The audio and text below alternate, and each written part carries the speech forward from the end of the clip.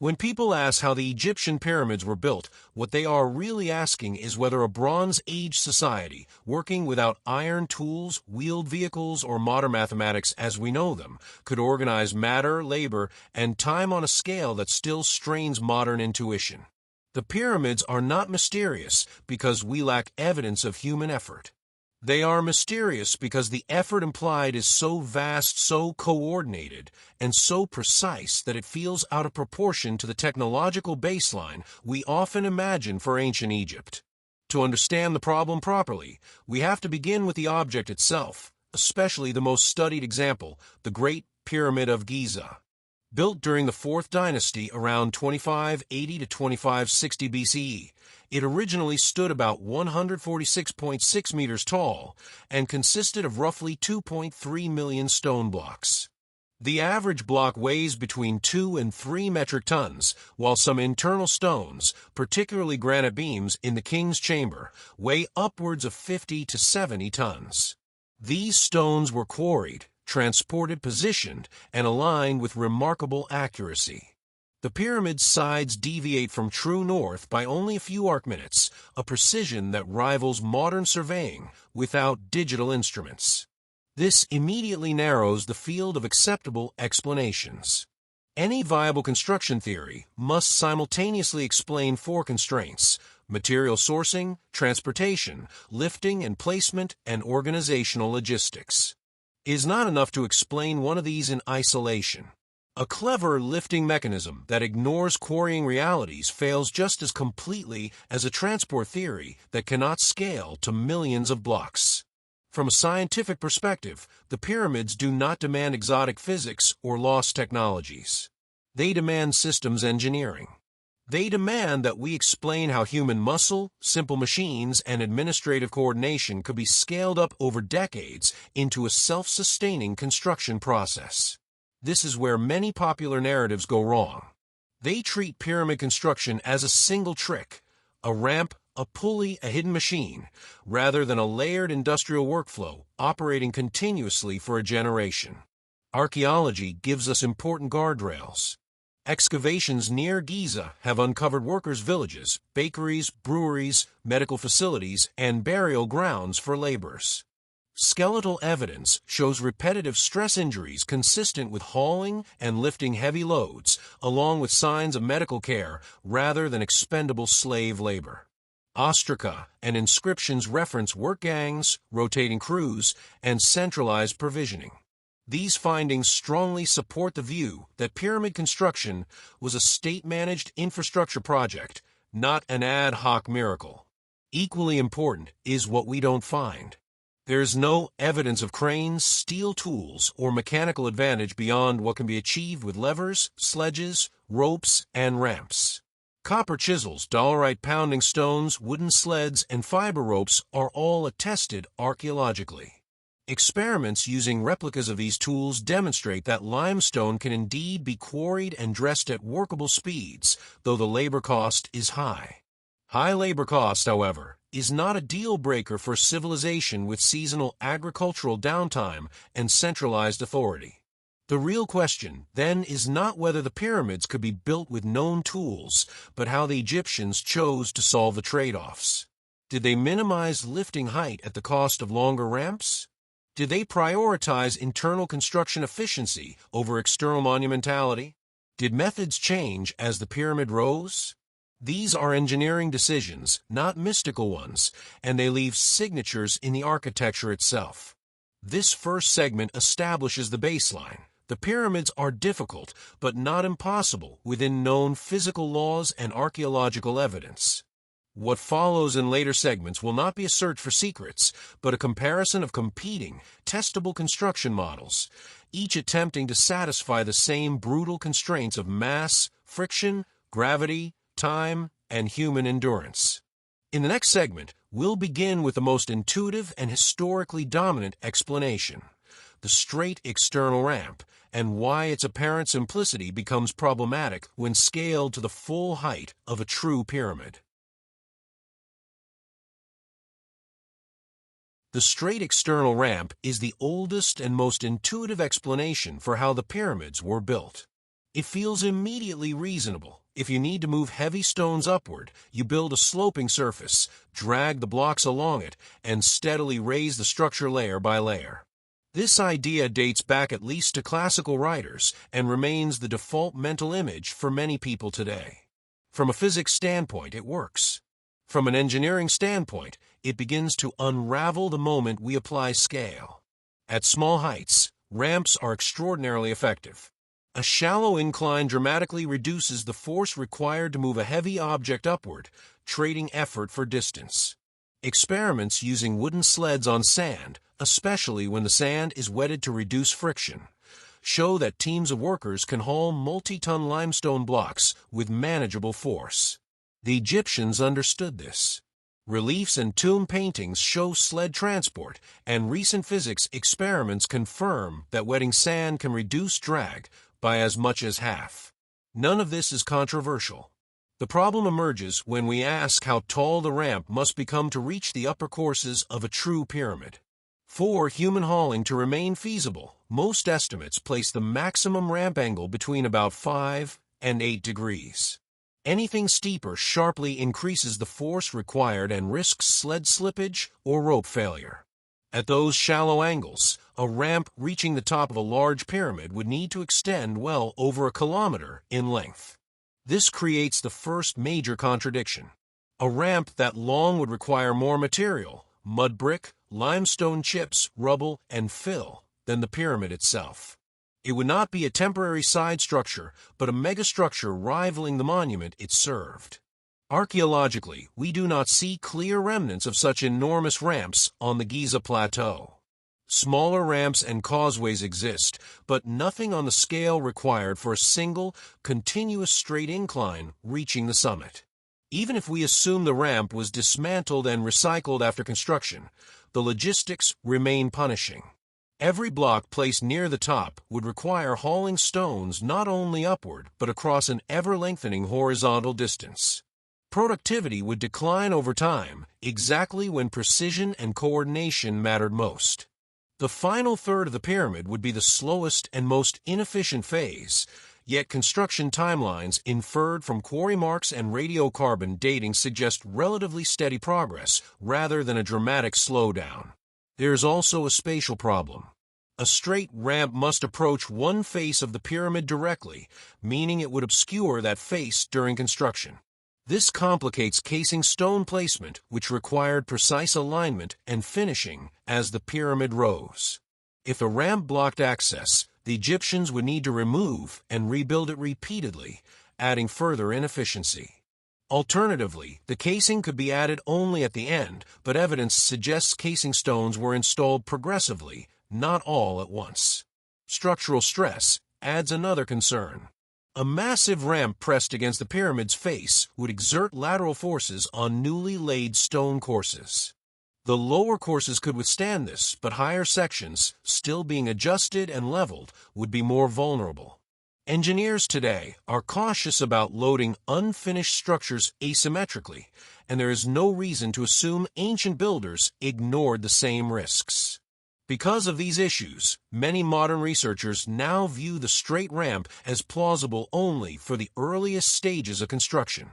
It likely played a role in raising stones to the lower tiers, perhaps up to 20 or 30 meters. Beyond that height, its cost in materials, labor, and inefficiency becomes increasingly difficult to justify. What makes the straight ramp hypothesis valuable is not that it fully solves the pyramid problem, but that it establishes a baseline. It shows us what is work in principle, and just as importantly, where simple solutions break under real-world constraints.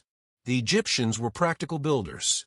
If a method became inefficient, they would not stubbornly persist with it for decades. This realization pushes us toward more adaptive models, systems that evolve as the pyramid grows rather than scaling a single idea to absurd proportions. In the next segment, we'll explore one such adaptation, zigzag and switchback ramps designed to shorten ramp length while preserving manageable slopes and the new complications they introduce. Once the straight ramp runs into its scaling problem, The next logical move is not to abandon ramps altogether, but to reshape them. This is where zigzag and switchback ramp theories enter the discussion.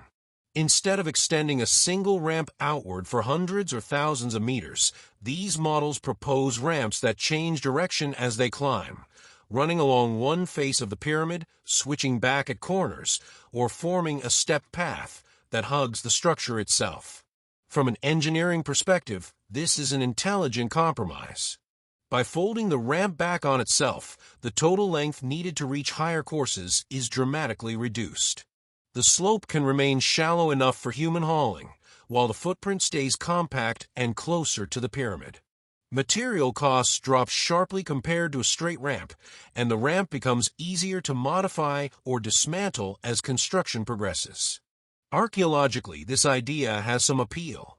Partial ramp remnants found at smaller pyramids and quarry sites show evidence of angled and stepped hauling paths rather than long, straight inclines. These are not direct proofs for zigzag ramps on the largest pyramids, but they demonstrate that Egyptian builders were comfortable with non-linear transport routes. They were not locked into a single geometric solution. However, zigzag ramps introduce a new class of problems that are subtler but no less serious. The first is corner navigation. Turning multi-ton stone blocks on sleds requires space, coordination, and careful control. A switchback turn concentrates stress on ropes and sled runners, increasing the risk of accidents. On a narrow ramp perched high above the ground, even a small loss of control could be catastrophic. This implies wider ramp platforms and reinforced edges, which increases material demands and construction complexity. The second issue is traffic flow. Pyramid construction was not a one-way operation.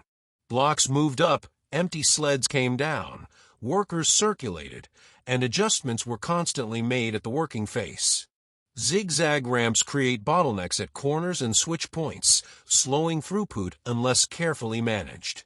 For a project requiring the placement of millions of blocks, even small inefficiencies compound into significant delays. Then there is the problem of precision work. As the pyramid rose, the need for careful leveling, alignment, and casing placement became more critical. Ramps that clung to the faces of the pyramid would obscure edges and corners, the very reference points surveyors needed. Builders would have to repeatedly dismantle sections of ramp to check alignment, then rebuild them, adding friction to the workflow. Structurally, zigzag ramps also load the pyramid asymmetrically. Unlike a straight ramp, which concentrates force on a single face, switchback systems distribute pressure across multiple faces, but still unevenly and intermittently. This is manageable, but requires foresight. The builders would need to anticipate load paths and reinforce certain areas in advance, suggesting a level of planning that extends well beyond improvisation. Despite these drawbacks, many researchers see zigzag ramps as a transitional solution, useful for the middle phases of construction. They likely allowed the builders to continue raising stones efficiently after straight ramps became impractical, without committing to a single massive structure that grew alongside the pyramid. What zigzag ramp theories ultimately reveal is something crucial about Egyptian engineering culture: flexibility. The builders were not searching for one perfect method. They were likely combining techniques, switching strategies as constraints changed, and optimizing for labor, materials, and time rather than elegance. This opens the door to an even more radical idea, one that moves the ramp inside the pyramid itself. In the next segment, we'll explore the internal ramp hypothesis, a model that attempts to preserve ramp mechanics while hiding the entire system within the monument, leaving almost no external trace behind.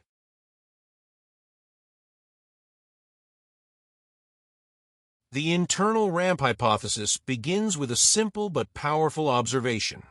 If external ramps become unwieldy as the pyramid grows, the most efficient place to put the ramp may be inside the structure itself. Instead of fighting the pyramid's increasing height, this model turns the monument into its own construction machine, a stone shell wrapped around a continuous internal hauling path. In its most developed form, The theory proposes a gently sloping ramp spiraling upward just beneath the outer casing stones, embedded within the pyramid's mass. Blocks would be hauled up this internal corridor, emerging periodically at the working edge to be placed into position.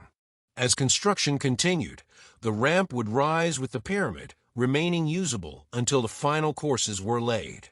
From a physics standpoint, this approach solves several major problems at once. The ramp length remains manageable, the slope stays within human hauling limits, and the need for massive external ramp material nearly disappears. Because the ramp is enclosed, it is protected from weathering and erosion, which helps explain why little physical evidence remains visible today. Crucially, this hypothesis also aligns well with precision requirements. By keeping the pyramid's exterior largely unobstructed, surveyors could continuously check alignment, corners, and casing placement as construction progressed. The monument's geometry, its edges, faces, and apex, remains visible throughout the build rather than hidden behind scaffolding or earthworks. One of the most cited versions of this idea is associated with architectural analyses of the Great Pyramid of Giza, where subtle anomalies have been detected through microgravimetry and internal scans. These measurements reveal density variations and void-like features that do not correspond neatly to known chambers or relieving spaces. While none of these anomalies alone prove the existence of an internal ramp, their locations are broadly consistent with a spiraling internal corridor near the pyramid's outer shell. Engineering objections do exist, and they are serious. Turning corners inside a confined stone corridor presents challenges similar to those of zigzag ramps, but without the benefit of open space. Advocates of the theory suggest that small open notches or temporary corner chambers could have allowed blocks to be rotated gradually rather than sharply turned. Interestingly, some unexplained corner voids observed in scans may support this idea, though interpretations remain contested. Another concern is structural integrity. Hollowing out a spiral path inside a growing pyramid could weaken the structure if poorly planned. However, the Egyptians already demonstrated advanced understanding of load management through the use of relieving chambers, angled roofs, and stress-distributing stone placements. An internal ramp, if positioned close to the exterior and supported by transverse walls, could preserve structural strength while remaining functional. The internal ramp model also fits well with labor organization. Workers hauling blocks would be protected from heat and wind, improving endurance and consistency. Traffic flow could be better controlled in an enclosed environment, reducing the chaos of open ramp systems. Importantly, this method scales gracefully. The difficulty of hauling stones does not increase dramatically as height increases, avoiding the productivity collapse seen in external ramp models. Where this theory becomes especially compelling is not in claiming exclusivity, but in integration. The internal ramp does not need to replace external ramps entirely. It could coexist with straight or zigzag ramps during early stages, taking over only once the pyramid reached a height where external systems became inefficient. This hybrid approach mirrors how real engineering projects evolve rather than adhere to rigid blueprints. What the internal ramp hypothesis ultimately suggests is a shift in how we imagine pyramid construction, not as a spectacle of ever-growing external machinery, but as a controlled, inward-focused process where complexity is hidden and efficiency is prioritized. In the next segment, we'll move away from ramps altogether and examine a different class of solutions: levering, lifting, and incremental elevation, where stones are raised in short vertical steps rather than drag along continuous inclines. Not all pyramid construction theories rely on ramps as the primary solution to vertical movement. Some researchers have argued that the Egyptians may have leaned heavily on a different principle altogether: incremental lifting using levers, counterweights, and short step elevation rather than long, continuous slopes. This approach reframes the pyramid not as a hill to be climbed, but as a staircase built upward one layer at a time. The basic physics is uncontroversial. A lever allows a small force applied over a longer distance to lift a much larger weight over a short distance. Wooden levers reinforced with copper fittings, stone fulcrums, and teams of coordinated workers could raise a multi-ton block a few centimeters at a time. Once elevated, packing stones or wooden cribbing could be slid underneath, locking in progress before the next lift. Repeating this cycle gradually raises the block to the next course. This method has a major advantage. It avoids long transport paths entirely at higher elevations.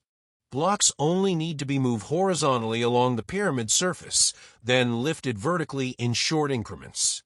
The force required does not increase with height, only with block weight. From a human endurance perspective, this is a powerful simplification.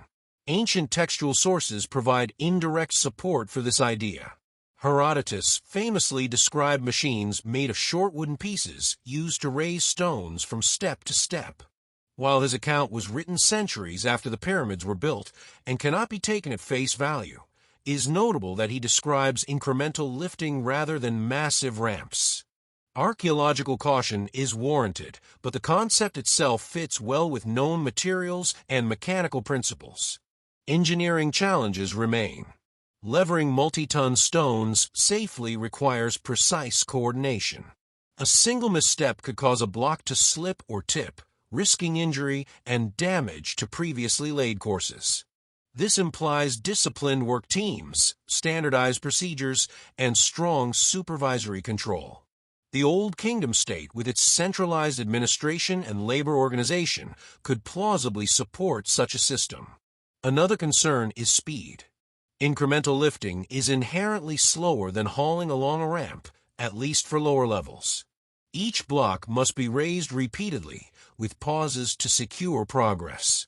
However, this may not be a disadvantage in later construction phases, when precision matters more than raw throughput. As the pyramid narrows, fewer blocks are needed per course, making slower but safer methods more acceptable. Lever-based systems also pair naturally with hybrid approaches. External or internal ramps could deliver blocks to a certain height, after which levering takes over for the upper tiers. This avoids the problem of extending ramps to extreme heights while still maintaining reasonable productivity earlier in the project. Critics often point out the lack of surviving lever machines, but this absence is not decisive. Wood, rope, and fiber tools decay rapidly, especially when reused, burned, or dismantled after construction. The same is true for ramps made of mud brick and rubble. Archaeology preserves stone best, and lever systems leave minimal stone signature. Perhaps the most compelling aspect of incremental lift theories is how well they align with human-scale problem solving. Instead of asking workers to drag stones up ever longer slopes, the task becomes repetitive, local, and modular. Lift, secure, adjust, repeat. This is exactly how many pre-industrial societies solve heavy construction challenges in the absence of advanced machinery. What levering theories lack in dramatic imagery, they make up for in practical realism. They remind us that the pyramid was not built in one heroic motion, but through millions of small, controlled actions repeated day after day for decades. In the next segment, we'll examine a more controversial idea, one that blurs the line between quarrying and construction itself, the hypothesis that some pyramid blocks were not quarried at all, but cast in place using early forms of geopolymer concrete. ChatGPT can make mistakes. Check important info. See cookie preferences. Among all pyramid construction theories, few provoke stronger reactions than the idea that some stones were cast in place rather than quarried and hauled. Often referred to as the geopolymer or reconstituted limestone hypothesis, this model suggests that at least a portion of the pyramid's blocks were created by pouring a limestone-based slurry into molds, where it hardened into stone-like material. If true, even in limited use, it would fundamentally change how we understand labor, transport, and construction speed.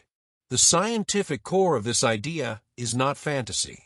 Limestone is primarily calcium carbonate, and under the right chemical conditions it can be broken down, mixed with binders, and resolidified into a durable material. Modern geopolymers use aluminosilicate chemistry to create stone-like substances without high-temperature kills. Proponents argue that ancient Egyptians with access to natron, lime, water, and fine limestone debris could have developed a primitive analog, especially for non-structural or infill blocks. One of the strongest motivations for this theory is logistics. Casting blocks in place would eliminate the need to transport millions of stones over long distances or lift them to great heights. Instead, raw material, powdered limestone, water, and additives could be carried in baskets and mixed on site. For upper courses, where hauling becomes most difficult, this approach would be especially attractive. Supporters also point to microscopic anomalies observed in some pyramid stones. Certain blocks show internal textures, air bubbles, and mineral distributions that differ slightly from natural limestone formations. These features, they argue, resemble cast materials more than quarried rock. Chemical analyses have also detected compounds that some interpret as man-made binders rather than purely sedimentary stone. However, this is where the theory encounters significant resistance.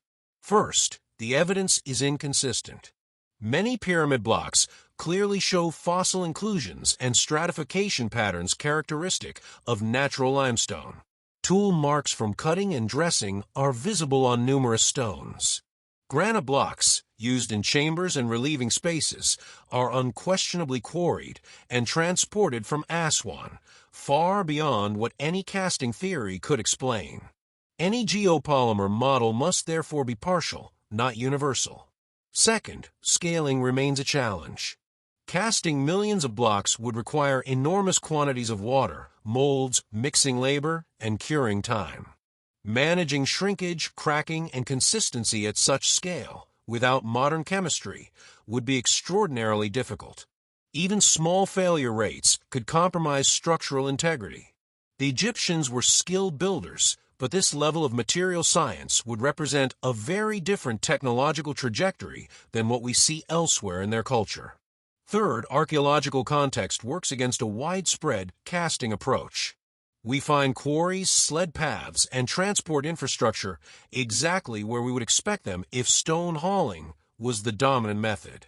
We do not find clear mixing vats, large-scale molds, or residue dumps in quantities proportional to mass casting operations, though proponents argue these could have been temporary or repurposed.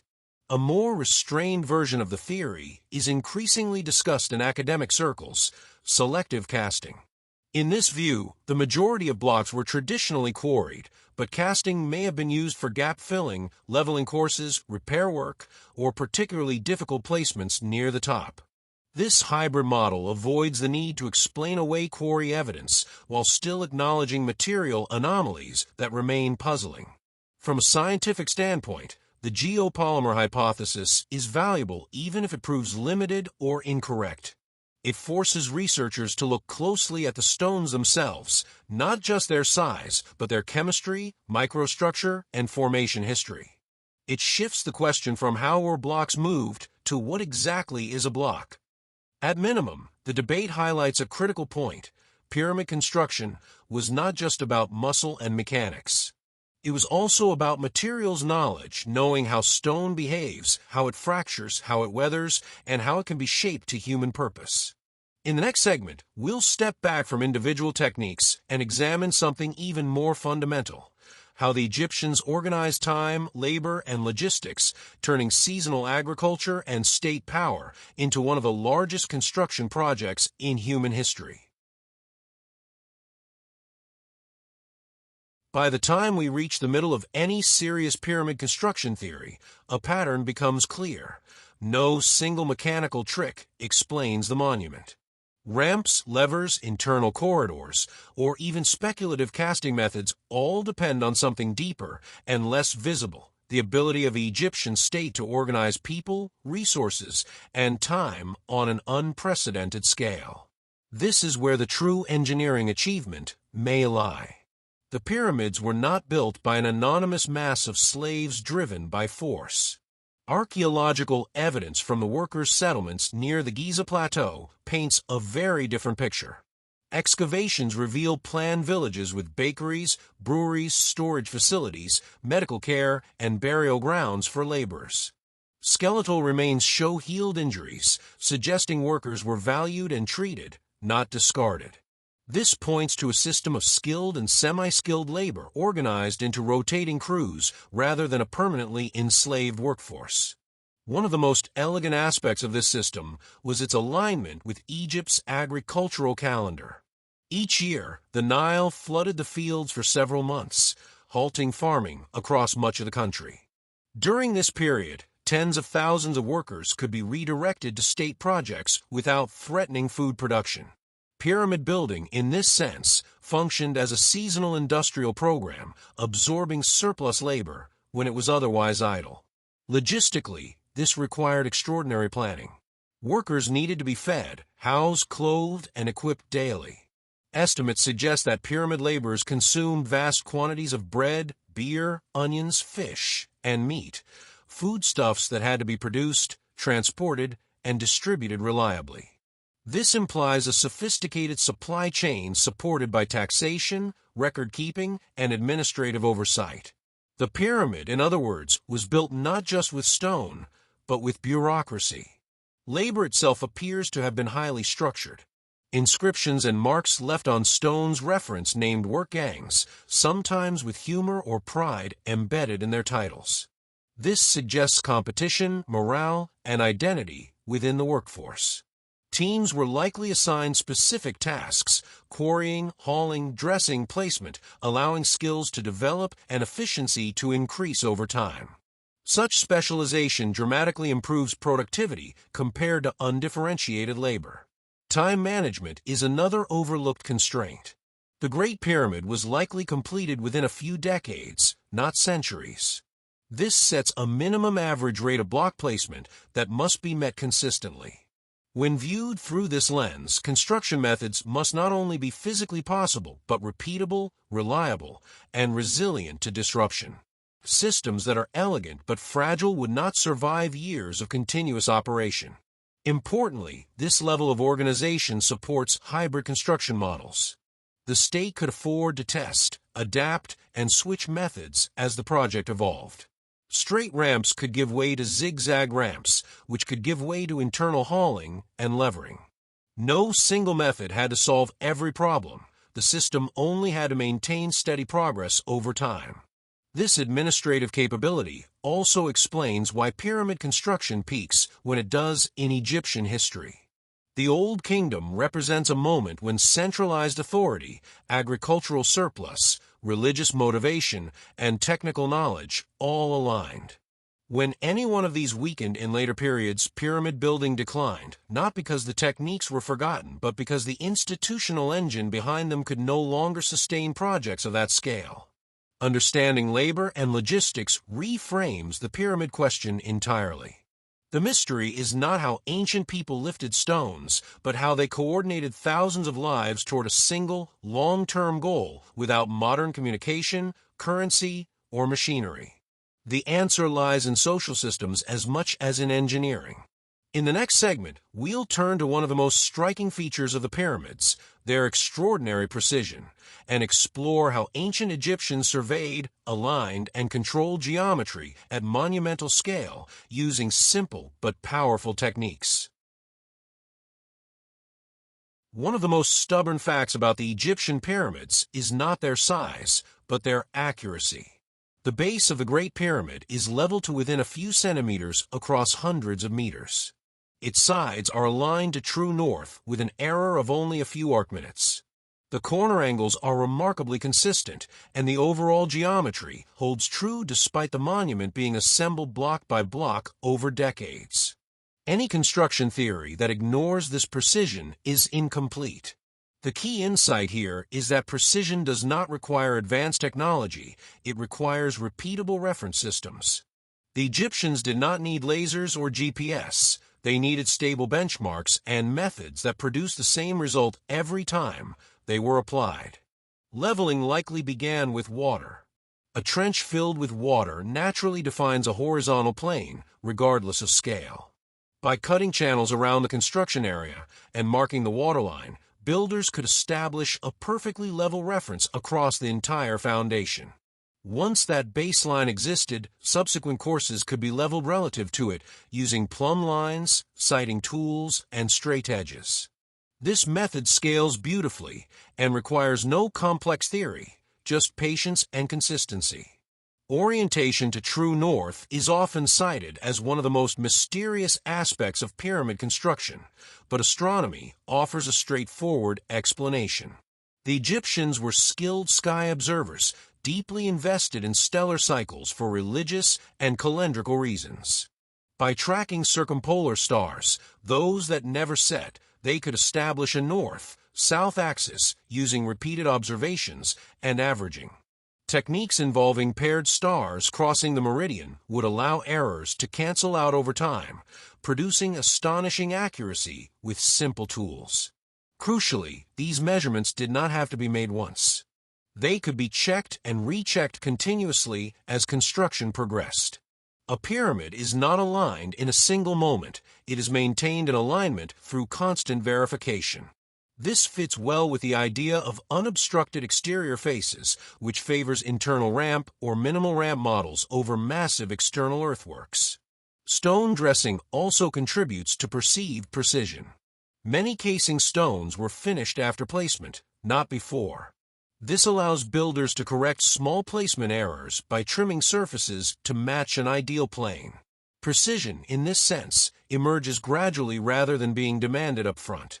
It is a forgiving system, one that tolerates small deviations while converging on a clean final geometry.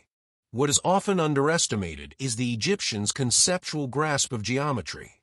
They did not need symbolic algebra to understand ratios, angles, and proportional relationships. The consistent use of slope ratios, often expressed as rise over run rather than degrees, suggests a practical, embodied mathematics grounded in ropes, measuring rods, and repeated practice. Geometry was not abstract. It was something you could walk, stretch, and see. From an engineering perspective, this makes pyramid precision less miraculous and more procedural. If you define your references carefully and never stop checking them, accuracy accumulates naturally. Errors do not explode. They are corrected locally before becoming structural problems. This understanding also weakens arguments that rely on lost technologies to explain alignment. The precision of the pyramids is impressive, but it sits well within the limits of what can be achieved with simple tools applied relentlessly over time. In the next segment, we'll examine how these construction methods may have changed as the pyramid rose, adapting to shifting constraints, and why flexibility, rather than a single master plan, may be the most realistic explanation of all. One of the quiet assumptions embedded in many pyramid debates is that the Egyptians selected a single construction method at the outset and then followed it rigidly for decades. From a modern engineering perspective, this is unlikely. Large projects rarely unfold exactly as planned even today. Constraints shift, inefficiencies appear, and solutions evolve. There is every reason to believe pyramid construction was adaptive, not doctrinaire. At the base of a pyramid, the problem is simple but massive. Move huge quantities of stone quickly and efficiently across short vertical distances.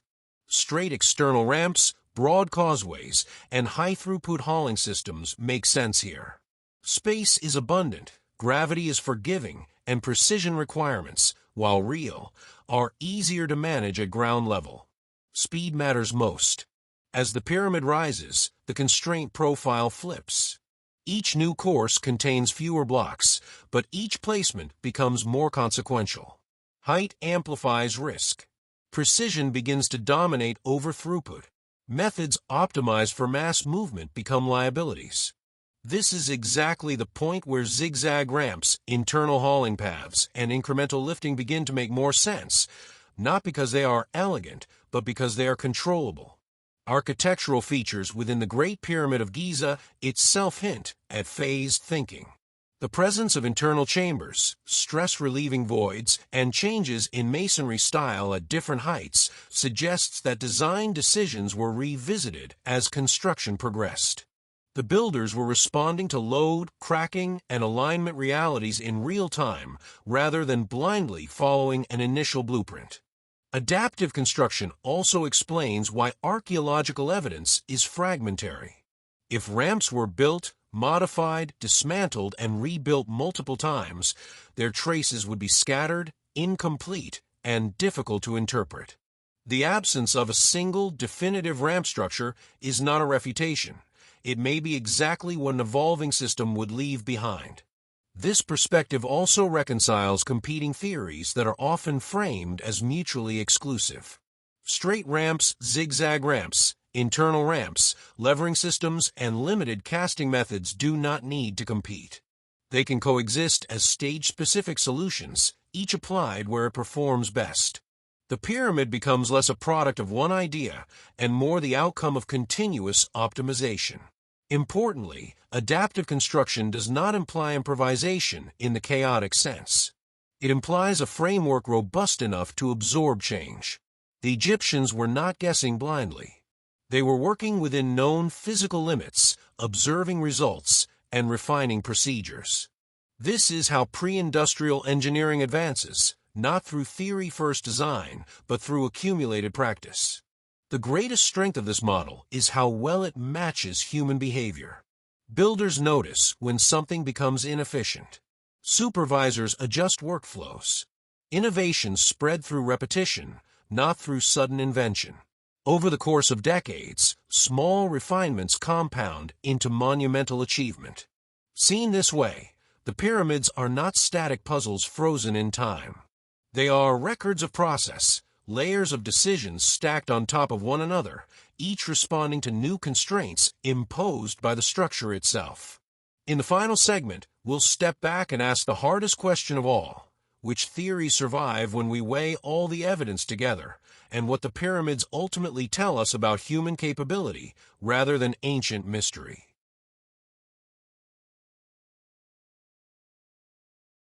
After stripping away speculation and examining the mechanics, materials, labor systems, and constraints involved in pyramid construction, one conclusion becomes difficult to avoid. The Egyptian pyramids do not require lost technologies, non-human intervention, or unknown physical principles to explain their existence.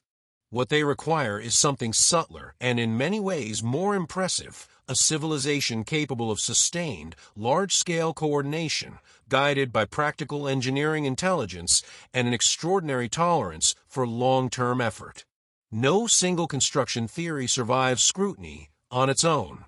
Straight ramps fail at scale. Zigzag ramps complicate flow and precision. Internal ramps raise unanswered structural questions. Levering systems trade speed for control. Geopolymer casting remains unproven at industrial scale. Each approach, taken in isolation, encounters limits that feel frustratingly close to failure. But when viewed together, a different picture emerges. The most scientifically defensible explanation is not a singular method, but a hybrid, adaptive system. Early construction likely relied on straightforward hauling methods, external ramps, sleds, and mass labor, to raise the pyramid quickly through its lower courses. As height increased and efficiency declined, the builders shifted strategies, introducing zigzag ramps, internal hauling corridors, and incremental lifting where appropriate. Precision work intensified near the top, where fewer blocks meant each placement could be slower and more controlled. This interpretation aligns with everything we know about the Old Kingdom state. It fits the archaeological record of quarries, worker villages, administrative oversight, and tool remains. It respects physical limits without inflating them. And most importantly, it treats the pyramid not as a singular technological trick, but as a process sustained over time. What often misleads modern observers is scale compression. We imagine the pyramid as an instantaneous object, already complete. The builders experienced it as a slowly rising landscape, one that changed subtly year by year. Solutions that seem implausible when imagined all at once become reasonable when distributed across decades, thousands of workers, and millions of repeated actions. The pyramids also challenge modern assumptions about progress. They remind us that technological sophistication is not linear. A society can lack iron tools, engines, and digital mathematics while still mastering logistics, geometry, and systems management at extraordinary levels. The Egyptians did not need to invent more powerful machines. They optimized people, procedures, and patience. Perhaps the most important lesson is psychological rather than technical. The pyramids force us to confront how much human capability we tend to underestimate when it is not wrapped in familiar technologies. When stripped of modern machinery, we often mistake absence of speed for absence of intelligence. The pyramids stand as a correction to that bias. In the end, the question of how the pyramids were built may never have a single clean answer.